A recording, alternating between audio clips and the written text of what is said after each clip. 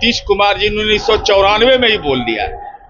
इनके पिताजी को ज्ञान हुआ 2010 में। चारा घोटाला से जान बचाने के लिए चाचा के पूंजी पर भतीजा दुकान चलाना चाहते हैं। और आदरणीय नरेंद्र मोदी जी इस देश के इतिहास पुरुष हो जाएंगे जातिगत जनगणना। ये बेचारे का जब तुरुप का पत्ता छूट गया, ये छुरछुरी छोड़ रहे हैं, ये हो जाए वो हो जाए। और जब मौका मिला था तब पंचायत में आरक्षण दिए थे दलित को, अति पिछड़ा को, महिला को। नमस्कार, आप देख रहे हैं सच टॉक। मैं हूं आपके साथ ऋषभ सिंह।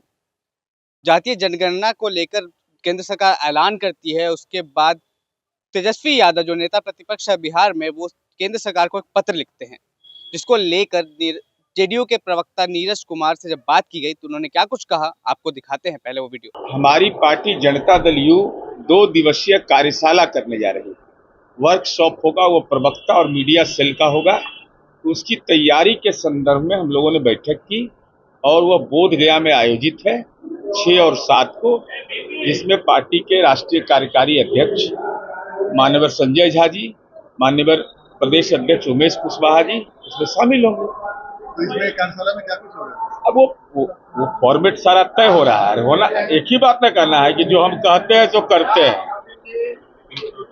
जो हमने कहा, बिहार की जनता को वायदा किया, वो मैंने पूरा किया।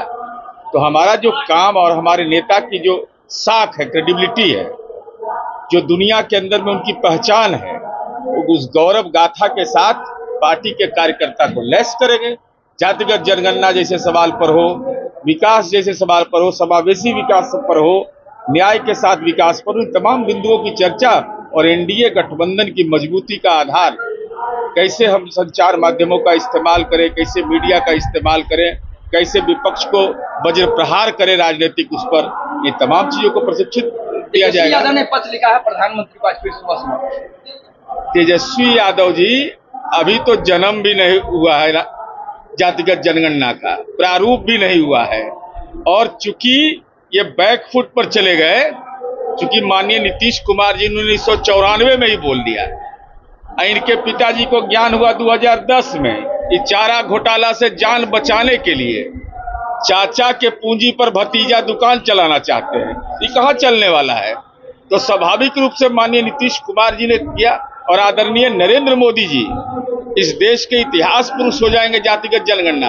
अब जब उसके फलाफल आएंगे, और नीतीश कुमार जी ने लौ दिखाया, फलाफल के बाद न होगा इसके लिए क्या क्या और से कार्यक्रम तय किए जाएं। ये बेचारे का जब तुरुप का पत्ता छूट गया, ये छुरछुरी छोड़ रहे हैं, ये हो जाए वो हो जाए। और जब मौका मिला था तब पंचायत में आरक्षण दिए थे दलित को, अति पिछड़ा को, महिला को। आपने कभी पिछड़ा वर्ग विभाग बनाया था? पिछड़ा वर्ग विभाग तक इन लोगों ने नहीं बनाया था। अल्पसंख्यक कल्याण विभाग था, 31 जिला में उसका नोडल अफसर नहीं था। अब इनको चिंता हो गई है। अरे हमारी समझ है कि जातिगत जनगणना के बाद, जैसे बिहार में जाति सर्वे हुआ, तब न पता चला कि लालू जी के पास पटना में 468 करोड़ की संपत्ति है। तो देश भर में काला धन कहाँ कहाँ आपका है, सब जातिगत जनगणना से स्पष्ट हो जाएगा।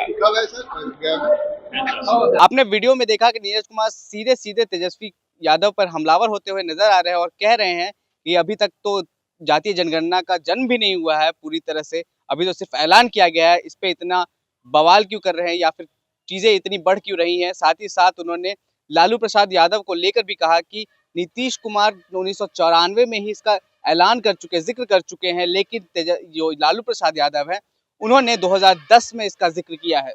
तो इन तमाम मुद्दों को लेकर आप क्या कुछ सोचते हैं, कमेंट बॉक्स में जरूर बताओ। देखते रहे सच टॉक।